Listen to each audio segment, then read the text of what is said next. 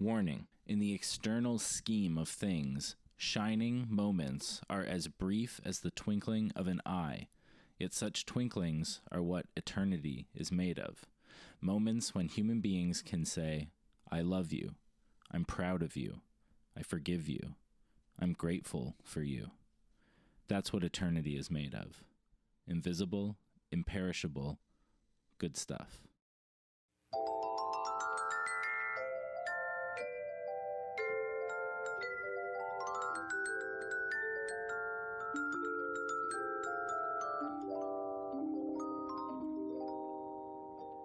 Welcome back to the show, everyone. It's the Seriously Wrong podcast. I'm Aaron. And I'm Sean. And today we're talking about Mr. Rogers. Fred Rogers. Fred Rogers, yeah. Fred McFeely Rogers. Children's entertainer and perfect saint. Yeah. Greatest American poet and philosopher. So few people you can really dig into. There's no skeletons in that closet that he takes that sweater out of every time when he gets home to the show in the neighborhood. He was just a perfect angel. He was just too perfect an angel. He really was. It sounds silly, but he was. He testified in Congress to get funding for PBS. He taught Congress people about public broadcasting and the benefits to children and just convinced them with the power of his words to increase funding for children's entertainment. This is what I give. I give an expression of care every day to each child. I end the program by saying, you've made this day a special day by just your being you. There's no person in the whole world like you, and I like you just the way you are. And I feel that if we in public television can only make it clear that feelings are mentionable and manageable, we will have done a great service for mental health. Well, I'm supposed to be a pretty tough guy, and this is the first time I've had goosebumps for the last 2 days. Well, I'm grateful, not only for your goosebumps, but for your interest in our kind of communication. Looks like you just earned the $20 million.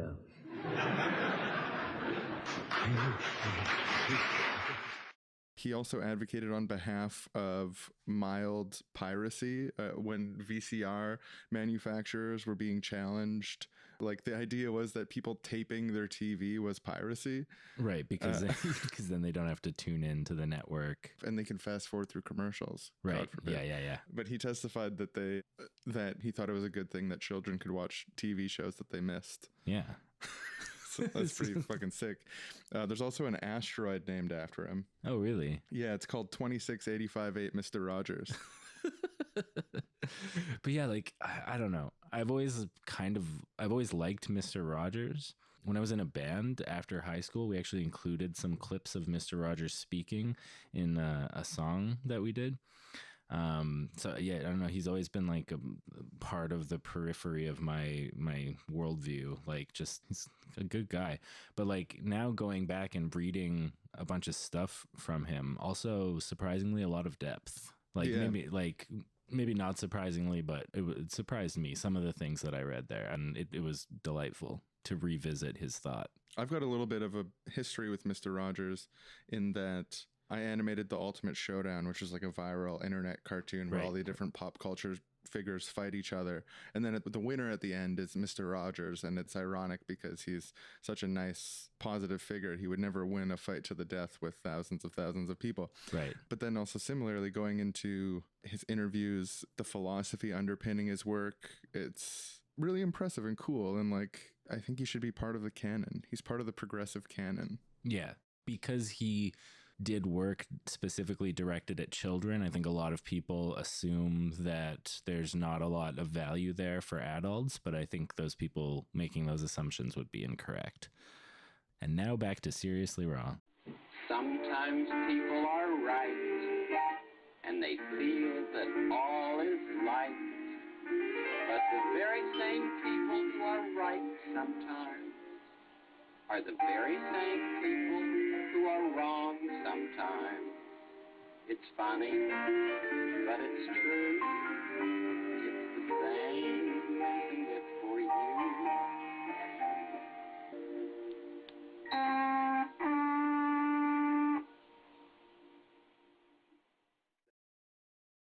Mr. Rogers' Neighborhood, he has been on the air, radio and television, for the whole history of the broadcasting medium. He was on the first radio station in the world, KDKA in Pittsburgh, with a show called The Children's Hour, which developed into Mr. Rogers' Neighborhood.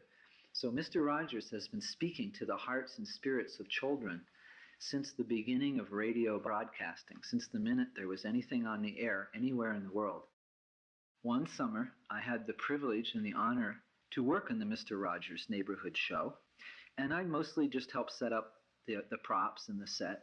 But I got to talk to him quite a bit, Mr. Rogers, and I asked him one day why he talked the way he did and what his approach was.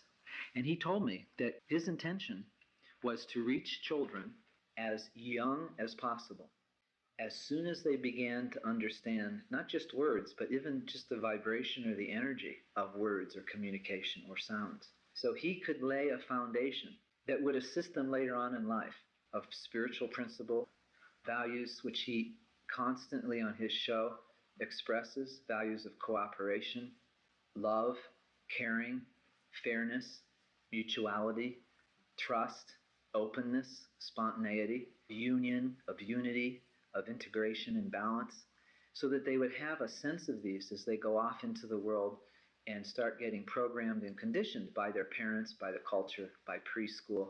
So he is reaching toward the youngest kids at the earliest age that they can start to enjoy him. So yeah, Mr. Rogers. He's just so calm and he knows what's going on and he's nice. And as an audience member, he's kind of he's aiming for something that's it's a really high level like human experience, which is like that one-to-one interaction.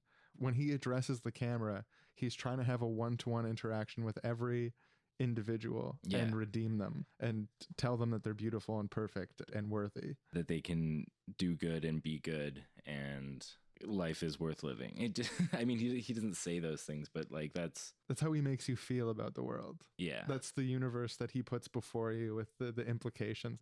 Here's a gift. This is a quote from Mr. Rogers. Here's a gift you might not have expected. It's a gift for you to give yourself. Sometime in your day today, try to turn off all the noises you can around you and give yourself some quiet time. In the silence, let yourself think about something, or if possible, think about nothing.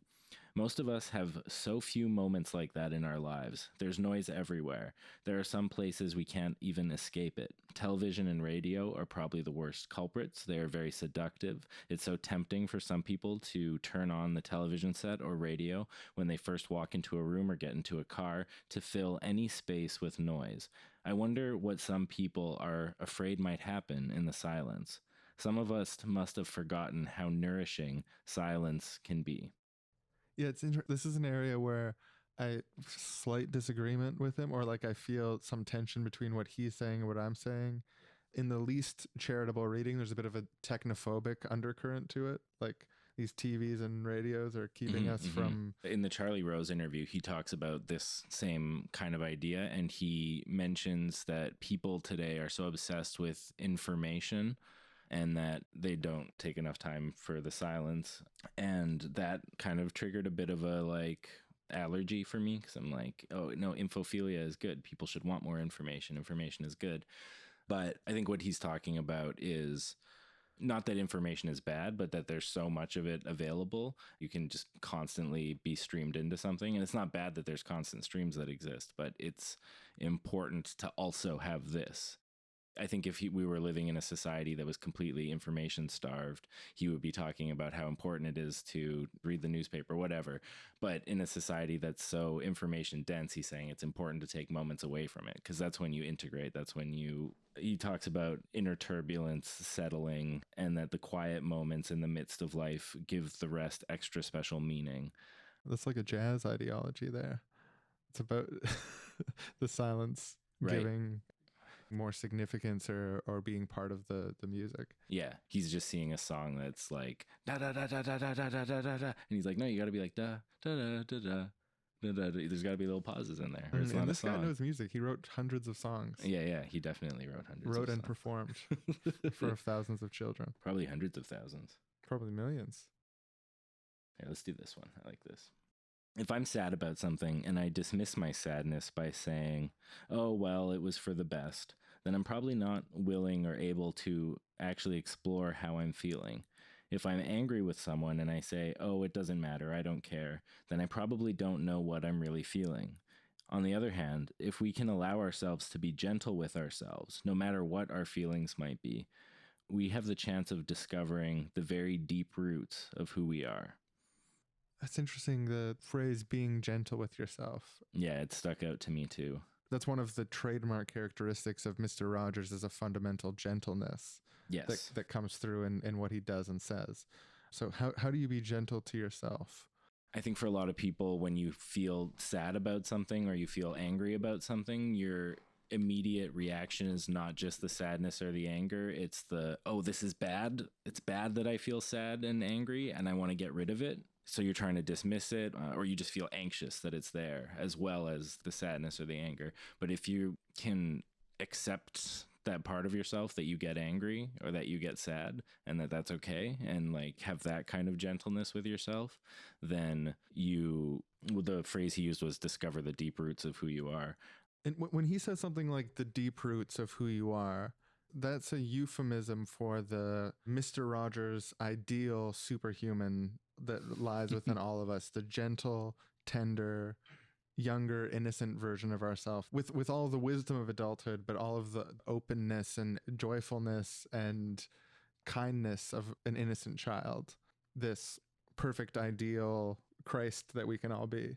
Oh, that's interesting, because I almost think of it as the opposite, or not the opposite. Here, another quote from him in this same area is he says, I must be an emotional archaeologist because I keep looking for the roots of things, particularly the roots of behaviors and why I feel certain ways about certain things.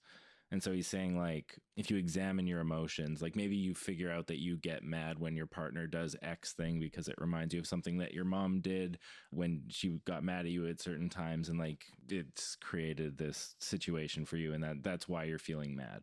So if you can be gentle with yourself and let yourself feel mad, and then also explore the deep roots of who you are, go back to like your childhood, or like ask yourself what's going on, like why am I feeling mad? So yeah, kind of just opposite in the way that it's not some unaccountable, impossible, hypothetical idea. When he's talking about the deep roots of who you are, he's talking about like the dirt and mud of the experience that brought you from being born to the present. Yeah. I like that interpretation better, because at first, the reason I spoke up about it is it triggered an allergy in me, where I was like, he's just this roots, this deep version of yourself is like some, it feels like euphemism to me, like a hippie euphemism. But then when you explain it, it's like, oh, actually, Mr. Rogers was a perfect genius the whole time, and it was me who was wrong. Which is something that people who try to argue with Mr. Rogers probably experience a lot. Yeah, because far from like thinking that we're all like ideal, perfect beings at the center of us, he says there's a good guy and a bad guy in all of us. But knowing that doesn't ever need to overwhelm us. Whatever we adults can do to help ourselves and anybody else discover that that's true can really make a difference in this life. So he's actually advocating for people to recognize that there's darkness in them. Interesting. Yeah. It's so hard to disagree with this guy. You know, Aaron posted a thread about Mr. Rogers and DC2, which is a group that we're admins in that contains a very diverse group of basically trolls. Yeah. Like I'd say that's the number one defining quality of the group is a kind of viciousness and a It's a weird oscillation between viciousness and like camaraderie. But there's super right-wing people in there, you know, super left-wing people in there. There's communists, social democrats, paleo-conservatives, literal fascists. Yeah, some fascistic people. But when asked about Mr. Rogers, they all agreed he was perfect. Yeah, like we got a couple like very half-hearted. Someone said like he's great. He's a little bit bourgeois, liberal, reformist. Yeah, guess what their disposition was. Bourgeois, liberal, reformist. But even that person who said that was like, but yeah, no, like he's awesome. I feel like it was one of the first things in the group that everyone really came together on, other than like perfunctory things like it's bad to murder babies or something. Like this was something like specific, and I was searching for problems with Mr. Rogers because I was like, if we're going to do an episode on it, I got to bring him up, but just nobody had any.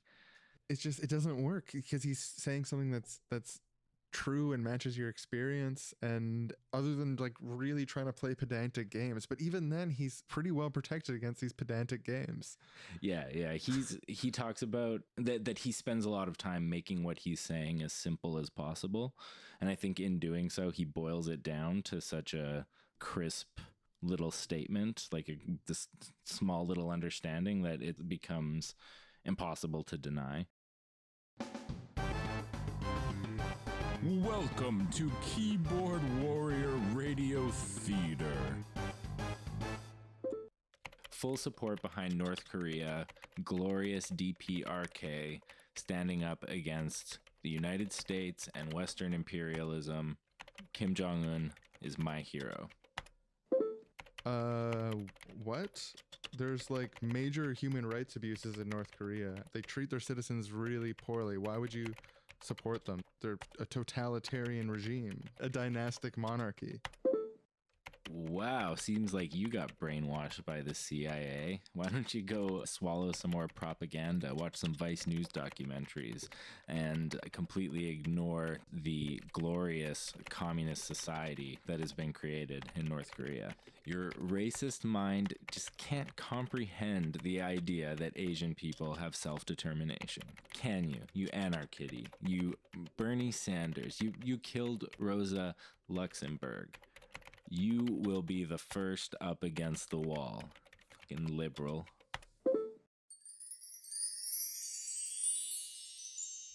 I'm a bit of a slow typer. Hi there, neighbors. It's very dramatic when two people come together to work something out. It's easy to take a gun and annihilate your opposition. But what's really exciting to me is to see people with differing views come together and finally respect each other. Wow, nailed it, Mr. Rogers. I definitely think it's possible there might be positive sides to North Korea that I'm not aware of. I'd be interested to learn about them. And I definitely agree that America shouldn't unduly provoke or cause conflict with North Korea for nation building. That's an abhorrent idea. I'm totally opposed to that. Yeah, I mean, I also think Mr. Rogers nailed it, and it's great to hear you say that about American imperialism. I feel really validated by that, and like you're willing to hear about the positive aspects of North Korea, I think I'd also be open to learning and hearing more about some of the negative aspects of North Korea and acknowledging the ones that do exist. So thanks, Mr. Rogers. Looks like my work here is done. I'll just move my cursor up to the corner here and pull down this menu under Fred Rogers and have to hit the log out button now and just move the mouse down here. And I'll just hit this button here and log out. I'll close down Google Chrome and just hit the power button. Turn off this here computer. Now for some silence.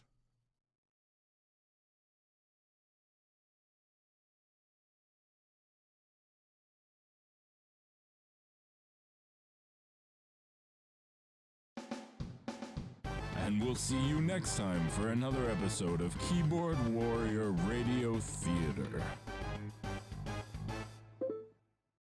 Welcome back to Hard Questions short segment. Today's tough question. What would Mr. Rogers say about September 11th, 2001? Well, even though he died in the early 2000s, he actually did release a statement on this. So oh, shit. I know exactly what he would say. I know what he did say. He said, "If you grew up with our neighborhood, you may remember how we sometimes talked about difficult things. There were days, even beautiful days, that weren't happy. In fact, there were some that were really sad. Well, we've had a lot of days like that lately in our whole world.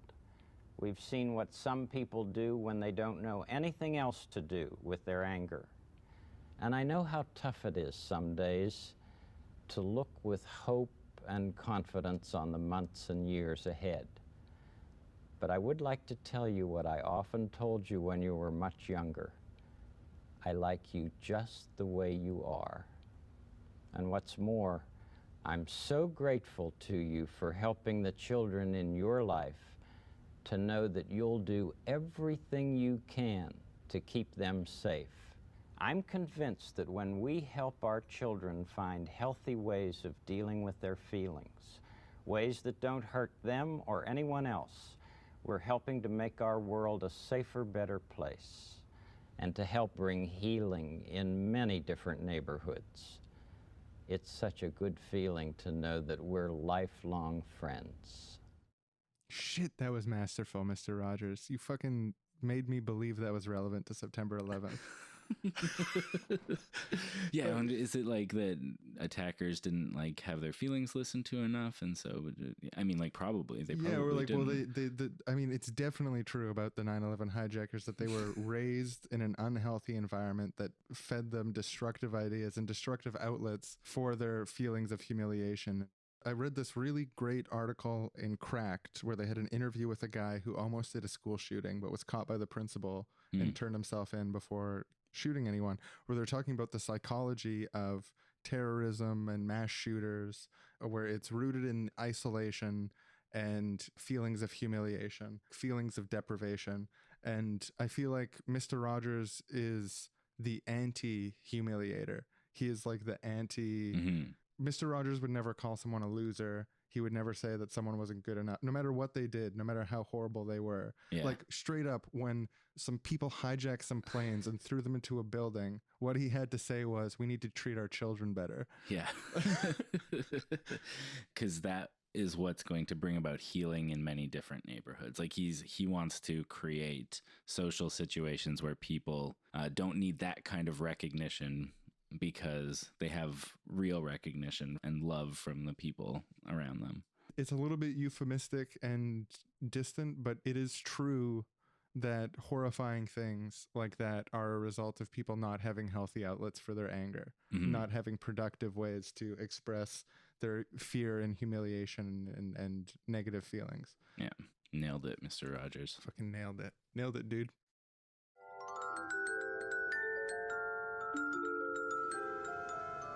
Out of my way. I gotta get going. I'm in a rush here.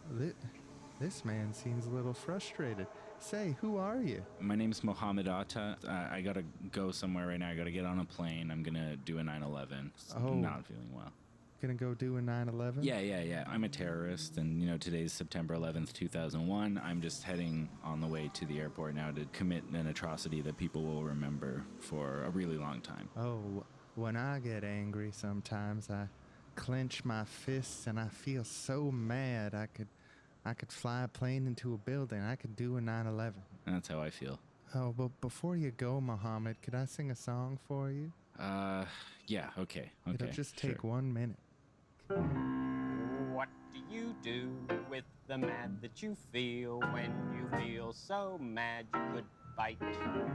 When the whole wide world seems so wrong, and nothing you do seems very right.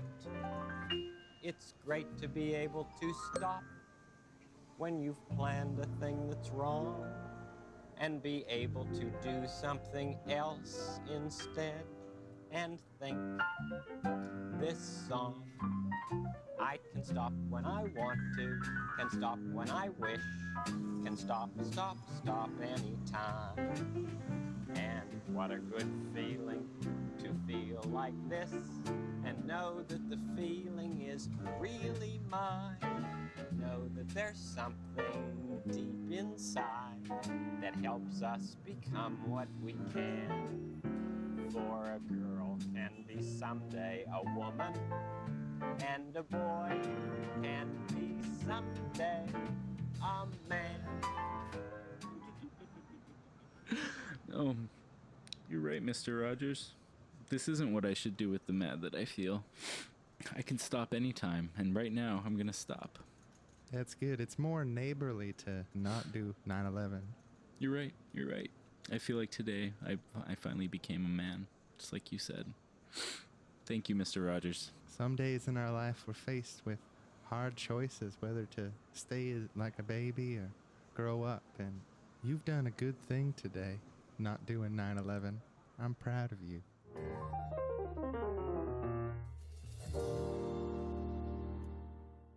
The only other kind of criticism that came up of him was that he didn't prepare me for the harsh realities of life. Just like he's maybe too sweet. He's not dealing with... He's coddling the snowflakes by telling them they're special, Yes. by saying that they have value, that they should apply themselves. I have some quotes here to kind of like point out that he's not a naive person. This is my argument I'm making with these next quotes.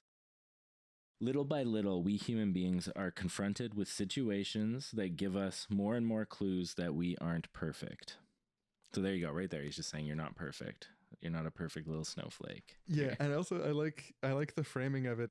It's such a friendly, gentle way of describing the human experience of realizing that you've made a mistake or you fucked up, or even not just that you did something wrong once, but that you've got a pattern of behavior that's harmful. Like, that's an uncomfortable thing. And then he just phrases it the most gentle way. Like, oh, you got a little hint that you're not perfect from the world. Here's one for the revolutionaries. The values that we care about deepest and the movements within society that support those values command our love. When those things that we care about so deeply become endangered, we become enraged. And what a healthy thing that is, for without it, we would never stand up and speak out for what we believe in. So Mr. Rogers just full out supporting being enraged. I feel like he has a very healthy idea of anger and emotions in general and dealing with them. Mm-hmm. It's not just a kind of like, they die, everything's okay. It's more like, there is no normal life that is free of pain. It's the very wrestling with our problems that can be the impetus for growth. It's like he took the phrase, what doesn't kill you makes you stronger, but then rephrased it so it can't be misinterpreted. Yeah. The spirit of the concept of what doesn't kill you makes you stronger, but in precise wording that actually says what is meant by it. Last one on this theme. All through our lives, there are resignations of wishes. As children, once we learn to walk, we must resign ourselves to not being a baby anymore. If we just want to be taken care of and not make any effort to do more and more for ourselves, then we can avoid that resignation and just stay a baby. You may even know some adults who are still babies. Even though they're mentally and physically able people, they want to be served all the time. How sad for them. Not to have been able to experience the excitement of growing from one part of life into another. So it's just kind of like he's taking a bit of a jab at, nobody in particular, but just like, some people aren't great. Some people are like adult babies who never grew up. And, he's being very compassionate about it at the beginning. Like, it's hard going through life. You have to resign yourself to the loss of who you were to grow into the person that you want to become. And that's difficult. And sometimes people just want to hold on to the negative aspect of childhood, which is dependence and what do you call that? Like the assumption that you are to be served, which is true for children. They should be served. Genius stuff, Mr. Rogers. Greatest American poet and philosopher right there. So there's this meditation I once read about. Like, so imagine that you're watching someone struggling to carry their groceries and bring up the feeling of like wanting to help them and like how sincere that is. Like when you imagine seeing someone struggling and then being there to help them, and then reflect on that and think about how if you're struggling with your groceries or whatever, other people have that feeling towards you, and let that feeling wash over you, which I really like. That was something that I found really profound when I heard it. And there's this quote by Mr. Rogers that I feel like almost approaches the same kind of emotional feeling behind it. If only you could sense how important you are to the lives of those you meet, how important you can be to people you may never even dream of. There is something of yourself that you leave at every meeting with another person. And I almost feel like that sentence, that concept that he's putting forward, that like everywhere you go, you're leaving imprints, and that your experience had more profound results than you ever get to see. Yeah. Reflecting on that idea, it brings up the same kind of inner feeling of warmth, the same type of like interpersonal social warmth that comes when you think about your drive to help other people or other people's drive to help you. And it's such a beautiful concept. Yeah, and I think it also, contemplating the effect that you are going to have an effect, you leave something of yourself behind whenever you meet with someone. It immediately begs the question of, what is that effect? Who were you when you met with that person? How were you being?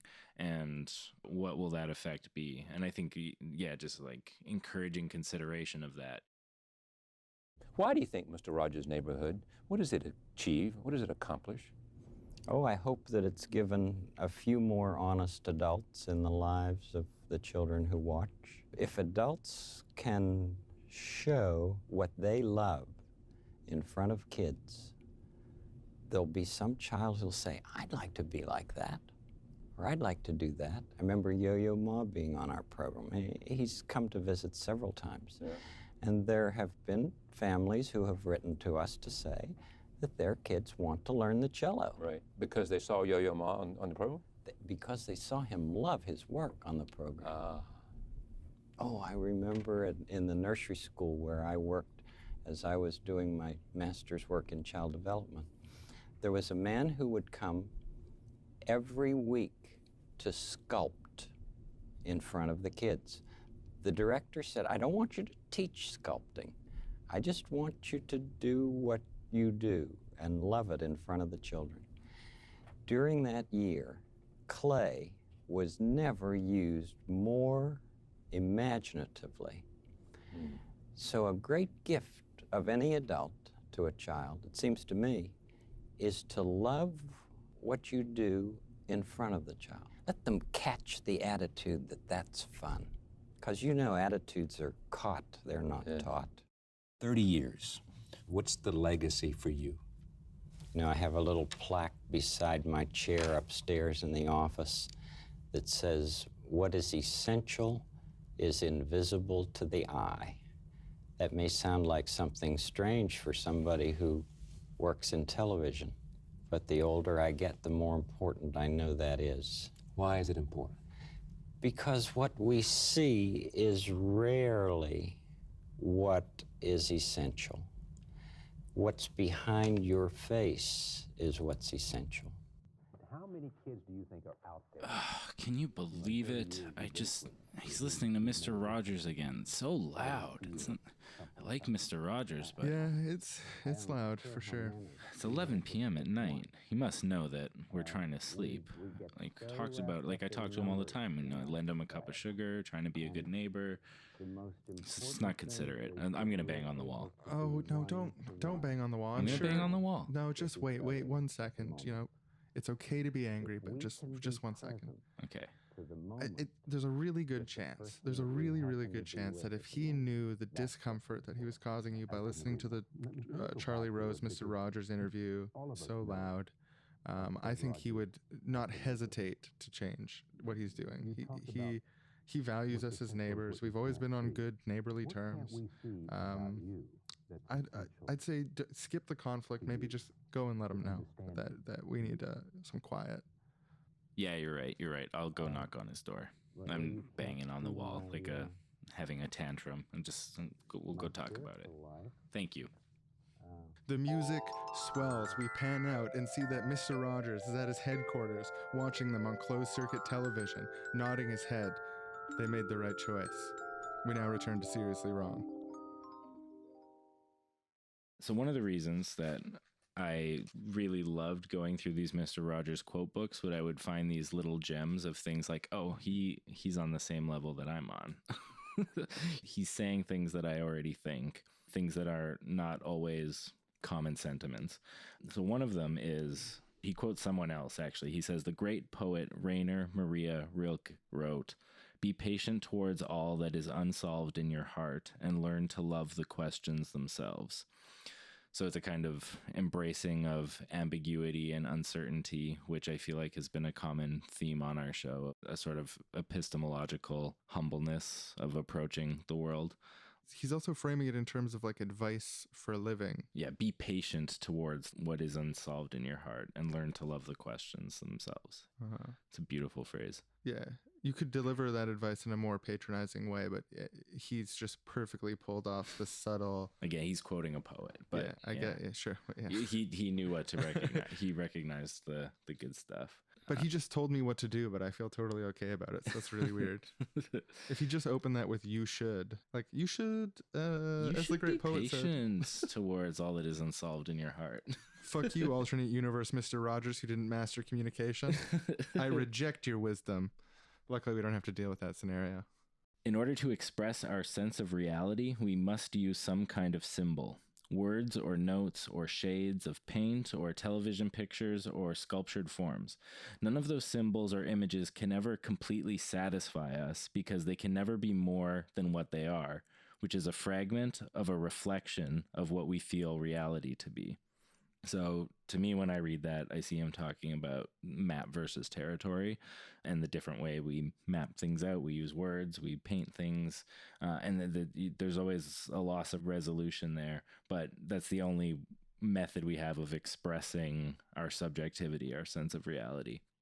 But yeah, something about the idea of it being unsatisfying. Like he has another quote about this too, about perfectionism and like him working on the show and always having to let go of the perfect episode of Mr. Rogers or the perfect puppet show or the perfect song that he had in his dream or in his heart. I think this is something a lot of creative people have trouble with, accepting the loss of this beautiful thing you imagined for the imperfect but maybe still worthwhile thing that you ended up actually producing. But yeah, the way that ties into the map versus territory symbol thing is like there's always that degradation from what you imagine, like the words you want to use, the perfect words that don't exist that you want to use to express your love for someone, and the words that actually come out. And it's kind of like a not hating the good for love of the perfect. Yeah. Especially when you're talking about creativity, when you're talking about producing things, loving the outcome rather than the original aspiration. And then this was the last like seriously wrong thought kind of thing I wrote, which was takes a minute to come together, but you'll get it. There would be no art, there would be no science if human beings had no desire to create. And if we had everything we ever needed or wanted, we would have no reason to create anything.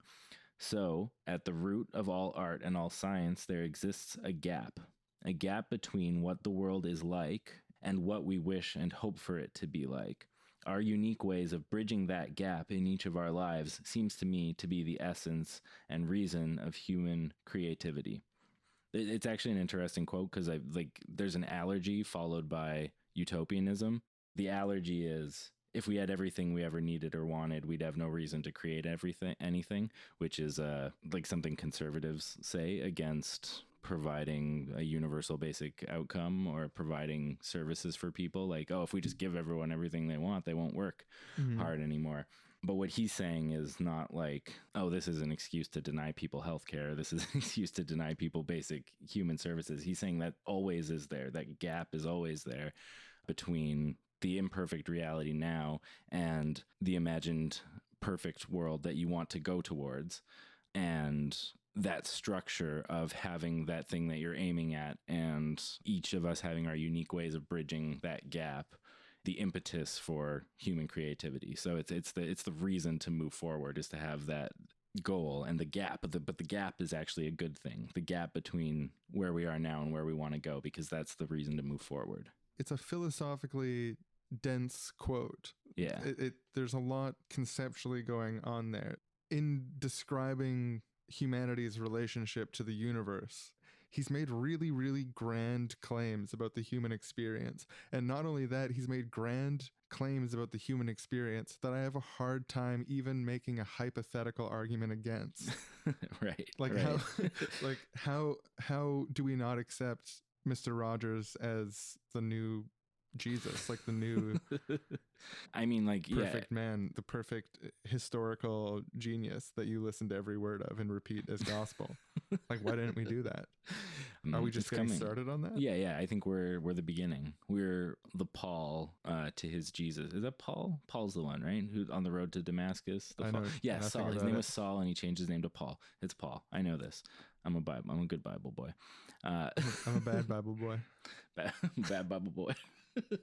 We're Paul. We're gonna bring the Gospels. We're like the ones who popularize Jesus after his death. I don't know. I'm just casting it myself as biblical character. We now return to the neighborhood of make-believe, where the Mr. Rogers proletariat army is preparing for the uprising against King Friday. The troops are looking good.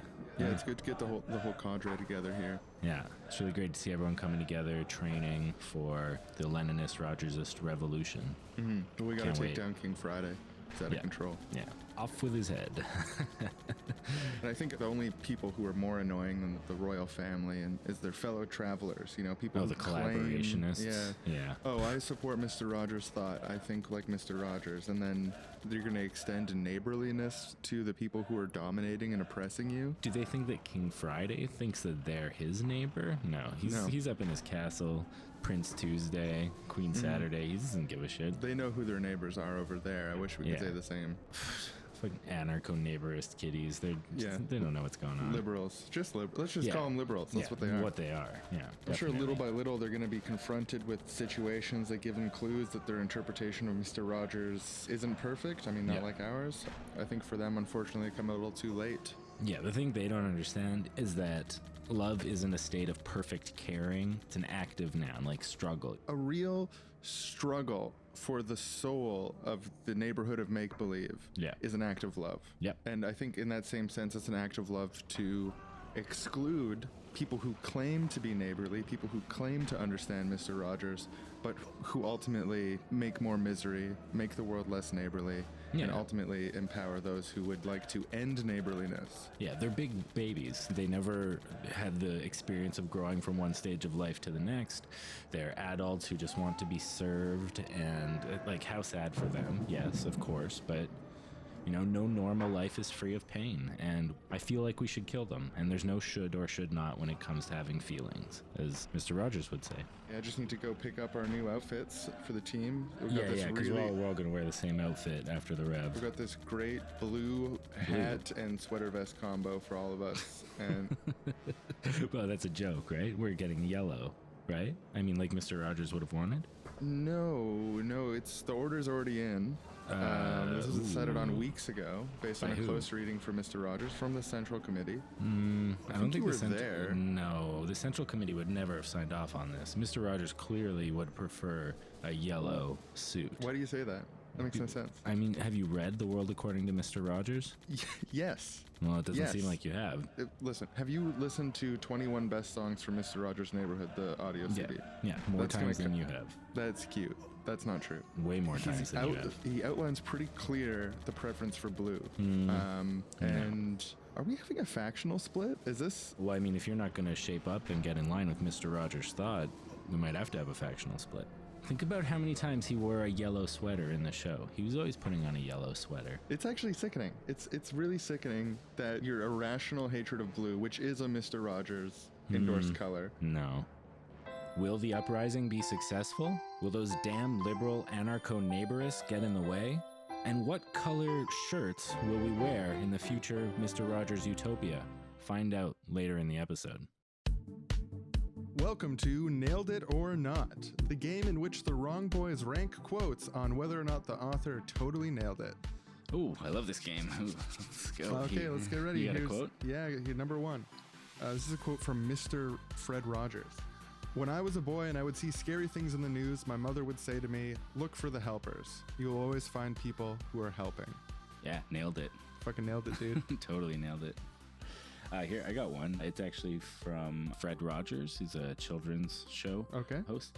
Said, what makes the difference between wishing and realizing our wishes? Lots of things, of course, but the main one, I think, is whether or not we link our wishes to active work. And when we're working towards the realization of our wishes, some of our greatest strengths come from the encouragement of people who care about us. I would say...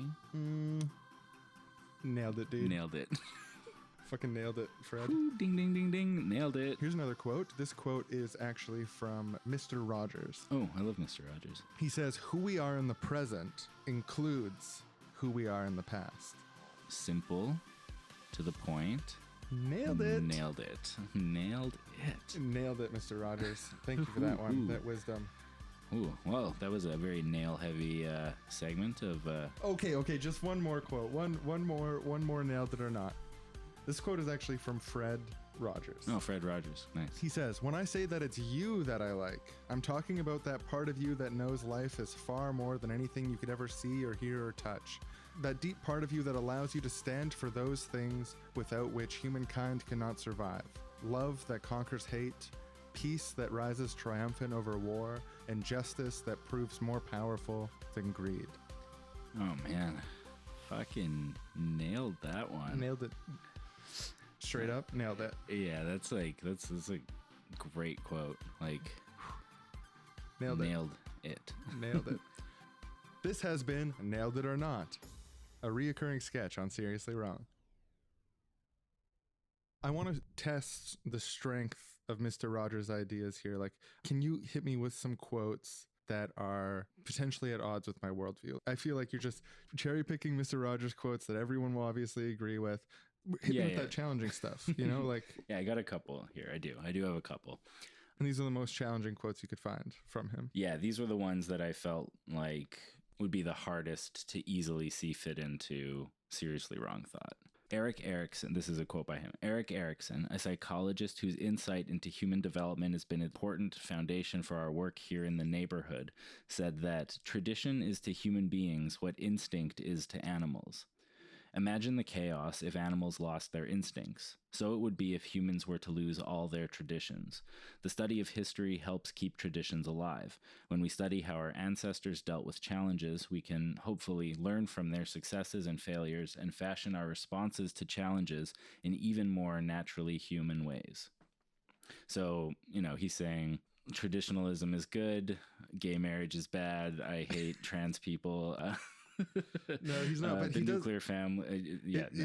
but it reminds that's the allergy. That's the that's the reason why. It's challenging. But he covers the ground too well for me to really disagree. Mm-hmm. Especially when he brings it around at the end. You know, the challenges of the past and connecting it to the present. Just that's some wise, true shit. Although, like, I do have some tendencies against tradition, but probably more specifically just the culture around hardcore traditionalists. Yeah, the specific issues on which people who identify as traditionalists tend to pin that on.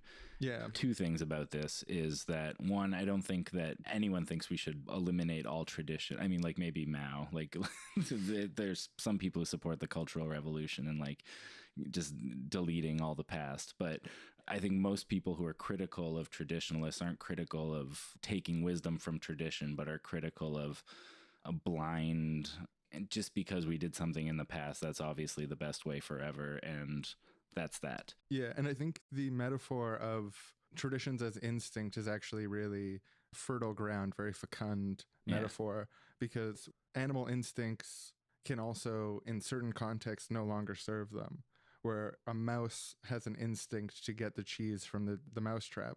That's the tradition. That's the baked in mouse tradition. That usually works when you find cheese. It's good to eat it. Yeah. But in the modern context, sometimes your instincts can lead you to death. And that would be the critical anti-tradition angle on the blind adherence to tradition, which I feel like our good friend, our neighbor, Mr. Rogers, has left room for that. He's saying there's information there. There's information in looking at how people dealt with things in the past, their successes and failures, and learning from that. So that's a lot of room for interpretation. That's room for active engagement of the people who are alive now with those traditions, not just accepting the tradition as given. The other one I have is about competition. And he says, competition, it's a word that makes many of us very edgy. It's a situation that we have probably been living with since we were very small. For some people, competition is a thrill, a stimulation, a challenge. For others, it's a source of sadness and anger and apprehension. For still others, it's a mixture of all those things. It's not possible to go through life without competing. As one woman told me, competition is a part of our everyday life, whether we're competing for a job or on the soccer field or for love. There are many kinds of competition, to be sure, but I think that love does have something to do with all of them. In fact, I believe that if we've ever wanted someone's love, then we've known what competition really means. So yeah, in leftist land, like, competition is a very dirty word. It's like, that's one of the many bad aspects of capitalism. It makes people compete rather than cooperate. And it's wasteful, it's destructive, it's harmful. And it's one of those concepts that gets dirtied by association when the most fervent admirers of competition are such slime balls. And using it again in very specific ways to justify very specific kinds of competition, cruelties. Yes, yeah. Whereas like he's specifically tying it to love, not just that like you're competing against all other potential suitors for the love of someone, that for your beloved, for the love of your beloved. Someone tell Mr. Rogers that I'm polyamorous and he should try it because it's better. No competition in polyamorous relationships. He does say that, but he says there's many kinds of competition, and I think love has something to do with all of them, which is an interesting statement. But this isn't quite in there. But what I get out of that is the examples he used, competing for a job or on the soccer field. Like, you do those things because this job might be the thing I really want to do. Like, it's the same thing on the soccer field, like your love of the game. Everyone's on that field because they love soccer, not because they hate the other team so much. I mean, like, that might be part of it, but it's not the essence of what's going on there. The essence of what's going on there is that we all agreed to play soccer. We came here together because we're all doing this thing we love together, and it involves this play of competition, yes, but like it's a quote that if it came to me in the context of an internet debate with someone that I disliked, it would be so allergy triggering. I would just have so much to say. Yeah. But when Mr. Rogers says it, I'm like, yeah, there is always competition. You're right, Mr. Rogers. There's always competition in the sense that certain things are always going to be zero sum. You know, there's always, vans only have 7 seats. Not everyone can ride shotgun. And if you're doing any sort of measurement at all, someone runs faster, someone runs slower, someone's taller, someone's less tall. You don't need to be vicious about it. You should always be gentle, like Mr. Rogers. Mm-hmm. But if you're calling that a competition, it's always there. It's always present in some way, especially in the context where there legitimately is something that's zero sum. Yeah. Like, and I think this goes back to the preparing people for harsh realities kind of thing. In a way, he's just saying, like, it's going to happen. You have to compete for things. Like, this is how the world works. And maybe it's better to think of it as a labor of love rather than as a, like, this terribly unfair anxiety, apprehension thing. Like, not that those are bad, to have anxiety or sadness and apprehension about it, but it's also a thrill. It's also a stimulation. It's also a challenge. Mm-hmm. And I have total confidence that Fred Rogers would criticize the same things about competitions that I would. Some of the vicious, unnecessarily divisive or negative side effects of a curdled competition, a competition with social unease in it, are absolutely worthy of condemnation. But at the end of the day, only one person can ride shotgun. And are we going to be good sports? Yeah. Are we going to be good neighbors? Yeah. I think Mr. Rogers would say yes. Yes, we are. Yes, we should. John, come in here. Come in here right now. Yeah, Dad? Did you hit your sister? She said that you hit her. Yeah. You know she's smaller than you, right? You can't go around just hitting people. She was. It doesn't matter. It doesn't matter what she was doing. You can't hit your sister. It's never. Oh my God. Ugh, okay, just go to your room right now. No toys. I'm sorry. Just sit. We'll talk later. Just go to your room. Oh, I'm sorry, Dad. Oh man, I was so hard on him. I can't believe he hit her. But yeah, I'm the adult. I'm the one who shouldn't be losing my temper with him. I should know better than this. Hello, neighbor. Mr. Rogers? How are you doing, Michael? It's been a while since you came by the neighborhood. I'm not doing too good. Mr. Rogers. I just yelled at my son. How do you do it? I wish I was like you. I want to be patient and quiet and even-tempered and always speak respectfully to my kids, but it just isn't my personality. I lose my patience and I scream at them. I want to change. I want to change from being an impatient person to a patient person, from an angry person to a gentle one, like you. Well, Michael, just as it takes time for children to understand what real love is, it takes time for parents to understand that being always patient, quiet, even-tempered And respectful isn't necessarily what good parents are. In fact, parents help children by expressing a wide range of feelings, including appropriate anger. All children need to see that the adults in their lives can feel anger and not hurt themselves or anyone else when they feel that way. You're a good dad, Michael. Wow. I never thought about it that way. John, can you get back in here? I need to talk to you. Yeah, Dad. You know, son, I'm sorry for yelling at you earlier.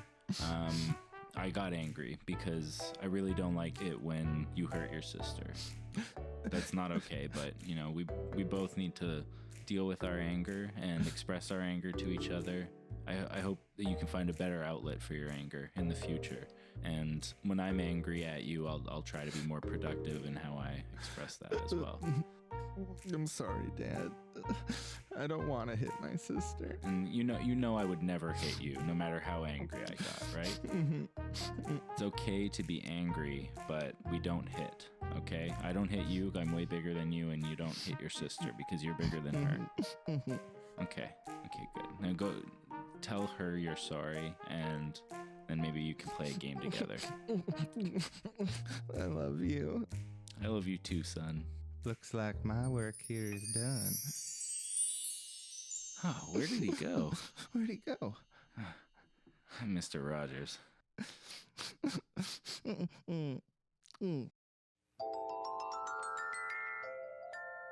And being a neighbor, what does it mean to be a neighbor? I feel like it's so brilliant in a way. Like, I guess it's got a biblical root, like love thy neighbor kind of thing. Exactly, yeah. I know that he was a Christian, but like a neighbor is someone who's nearby you by circumstance rather than like a familial connection. They're not a friend, they're not a relative, they're just another person who falls outside of these typical spheres of concern. Right.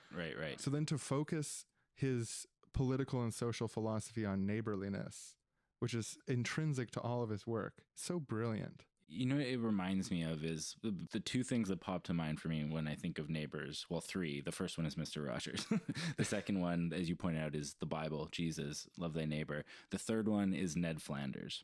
And all three of those are just these like really kind, like neighborliness has such an association for me with, I guess unconditional positive regard, even though like that's not baked into neighborliness. Like you can have neighbors you hate, but they're talking about the ideal of being a good neighbor, what it is being neighborly rather than just a neighbor. Yeah. Sorry, well, you just kind of blew my mind. I never ever thought before about Flanders being a neighbor, and also like Homer always treats him like shit, but he's always just nice in return. Yeah. He's neighborly. Homer's not. Yeah, Ned Flanders loves his neighbor, which is Homer, who's a notoriously shitty neighbor. And he's Christian. I never pieced that together until neighbors. Now, actually, what's popping to mind for me is Tim Allen. What the fuck is that show? Home Improvement. Yeah, and Wilson peeking over the fence. And but they're always advice. like, "Hey, neighbor," and they're like having their conversations, and it's just this like really wholesome neighborliness brings to mind such a wholesome vibe of like world peace. is when the world learns to live as neighbors. There's this meme around the bookchin groups calling social ecology neighbor science, and I fucking love it. It really, I think about it just like just the science of neighborliness is one of the concepts in play when you're talking about the sphere of social ecology, the leftist school of thought out of Murray Bookchin that I've talked about before. Neighbor science, because I feel like Mr. Rogers was a social ecologist, but in the sense that he was thinking about the ecology of social interactions, like the environment of how we treat each other, the environment of the society in which children grow up in. How do we treat children? How do we give them the space to thrive maximally? Yeah, the ecology of interpersonal interactions, like the environment of that. Which is something that Papa Bookchin has been criticized for, is his lack of tending to the interpersonal relationships, the polemics, his lack of neighborliness to some of the people he was engaging in intellectual discussion with. Yeah, exactly. So I almost want to say that Mr. Rogers is a key thinker in utopian social ecology. I mean, that's redundant because all social ecologists are by definition utopian, but that specific attention to the ecology of interpersonal interactions is something that I feel like Mr. Rogers really spent his life focused on. And there's so much great wisdom here on this. Yeah, neighbor science. Neighbor science has a whole new dimension to its meaning when you think about it in terms of Rogers.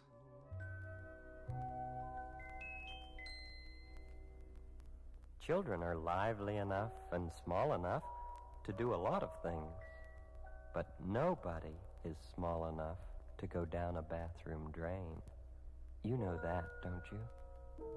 When I was a very little boy, I used to watch the water rushing down the drain, and I used to wonder what might go with the water. But even then, as little as I was, I couldn't go with the water down the drain. Nobody can do that. Everybody's much too big for that. Bad boys, what you want, what you want, what you gonna do? What you gonna do when they come for you? Got a call, noise complaint. Yeah, we got some teens who are listening to their Mr. Rogers a little too loud, having one too many drinks, maybe doing some drugs. It's damn shame. Something we got to deal with. See it too often around here. Police, open Kids, up. you open up. What are you doing? Turn that Mr. Rogers down. Do you have any idea how loud that is? Got complaints from 4 of your neighbors. Is that really the neighborly thing to do? You're going to turn that down? Okay, good. All right. Yeah, you kids are all right. You're not abusing drugs in here, are you? Just a little bit of pot? Just a little bit of pot. You're not using that as an escape, right? Because we care about you. We want you to succeed in this world, and we believe in you. We will work as hard as we possibly can to help you kids realize what's special about you and bring that gift to the world, okay? Mm-hmm. Yeah, okay. We want to help you all develop what makes you unique. If you ever need help doing that, just call 911. That's what we're here for. Give you some words of affirmation, help you move, whatever. Yeah. Okay, you have a good night now, okay? Have a good night, and enjoy Mr. Rogers. Great man. Also, we got some extra fries. You want some? Never go down the drain. You can never go down the drain. And now we're back to the end of the show because you've already been listening for over an hour, and I'm sure you're about ready to hang up the old earbuds. Yeah, some people are probably like, no, I don't want it to end. I want to hear more about Mr. Rogers. And, hopefully we'll revisit him again in the future. I'm sure Mr. Rogers will be popping up. But yeah, it's such a good feeling to know you're alive, that you're happy and singing inside, and it's a brand new day. I don't actually know all the lyrics, but thank you for listening to the show. If you have any feedback, we have a contact form on our website. If you like the show, we accept donations on Patreon. And we have bonus episodes up for people who listen to that. There's going to be a new bonus episode this week coming out after this one. So yeah, for $6 a month, you can help us keep making this show as good as it can be and as often as possible. And it's a huge help. So thank you all for listening. Bless you. Bless Mr. Rogers. It is you that I like. It is you that I like. It's a good feeling when you're able to find people who like to play the kinds of things you like to play. That's one thing that helps to make friends, playing together. It's such a good feeling to know you're alive. It's such a happy feeling. You're growing inside, and when you wake up ready to say, I think I'll make a snappy new day. It's such a good feeling, a very good feeling, the feeling you know that I'll be back when the day is new, and I'll have more ideas for you, and you'll have things you'll want to talk about. I will too. You always make each day such a special day. You know how? By just your being you. Only one person in the whole world like you. That's you yourself. I'll be back next time. Bye-bye.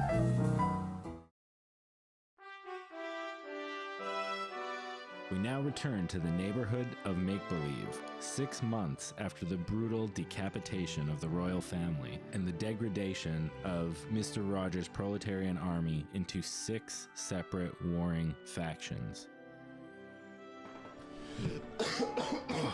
You okay, man? You okay? Oh, man, this smoke inhalation. Yeah, it's not good. It's not good. Oh, just well, after we kill all these yellow shirts and then, move on to the green and purples, the reds aren't very strong, so... This war is going on too long. No, I know. We gotta I get... lost my wife. I lost my kids. I don't know how much more of this I can take. They died for a greater cause. It's not so bad. Call me crazy, man, but really at this point, we've really worked out the majority of our differences. The one exception is color of vest. Yeah, it's an important one, though. Is it? You've read The World According to Mr. Rogers, right? Of course. Okay. Probably more times than you. Well, that's cute. But, transitions are always a sign of growth. And to get somewhere new, you have to leave somewhere else behind. We killed the king. That's great. Now we just gotta destroy all the other factions. Look, I'm a blue vest. I know to you my are. heart. But a question I have is, what's all this fighting doing for neighborliness? Is shooting at yellow vests, shooting at green vests, shooting at orange vests? Those people aren't our neighbors. What definition of neighbor are you using? Because What they are are you- neighboring. What is this liberal talking points you're I'm bringing just saying, up here? if we all support Mr. Rogers' thought. We Yeah. all want to overthrow the king. We all want We to start did. a new We neighborhood overthrew together. the king. Yeah, so let's. What at this point? Why are we shooting at each other? I mean, Shirt color. Jesus, what is this shit? I think you gotta get out of here. all right. I guess. I mean, what colors are left? I'll be teal. Maybe you should get out of here before I shoot you. Whoa. Because we're old friends. Neighborly. Because much? yeah, exactly. Like Mr. Rogers said, it's easy to take a gun and annihilate your enemy. Well, he did say that. I'm going, getting my teal vest. 8 factions now. Jeez. Oh my god, it's Mr. Rogers. Mr. Rogers? How is this possible? Hi there, neighbors. Mr. Rogers, can you settle this for us? I mean, should we be fighting this war, this factionalist war? Now I want to tell you a little story. One time, Mr. McFeely and I had a big disagreement about which color of vest to wear. And we were so angry at each other, I almost got an AK-47 and went to People's War with him. But then we realized that if you actually read my word in the book The World According to Mr. Rogers, my position is very clear, that blue vests are correct. Told you. I knew it. Oh my god. Teal. Sorry, Mr. Rogers. Nah, that's okay. Teal is pretty close to blue. But a funny thing about forgiveness is sometimes it's easier to forgive your enemies, the yellow pigs, instead of your friends, your blue-vested friends here. Now, I don't want to see any more splitting or factionalism here. I just want to see you all united in destroying and exterminating the yellow-vested pigs. Yeah, you're right, Mr. Rogers. Thanks, Mr. Rogers. I'm sorry for fighting with him. I don't know what got over me. I think I was just missing my dead wife and son. Nah, I forgive you. Even though you're my friend and it's a little harder than it would be otherwise, but... I you know what? I forgive you too. Well, I didn't do anything wrong, but I appreciate it. He didn't do anything wrong. Thanks, Mr. Rogers. I guess I mean to say I forgive myself. I forgive myself for making that mistake.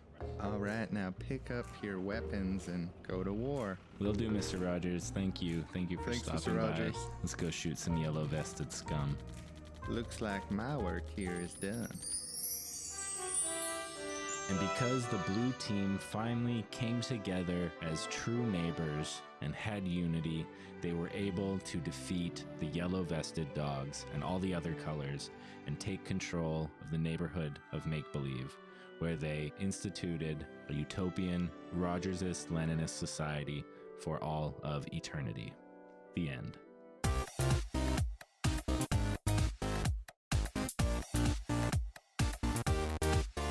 Next time on Seriously Wrong, Aaron and Sean go looking for the helpers. Where did they get to? Where do those dang little helpers get to? There's one over there behind the counter. Hey, you come back here. Those helpers. Where they get to? They're probably off helping someone. Oh, we gotta catch them. Always looking for them.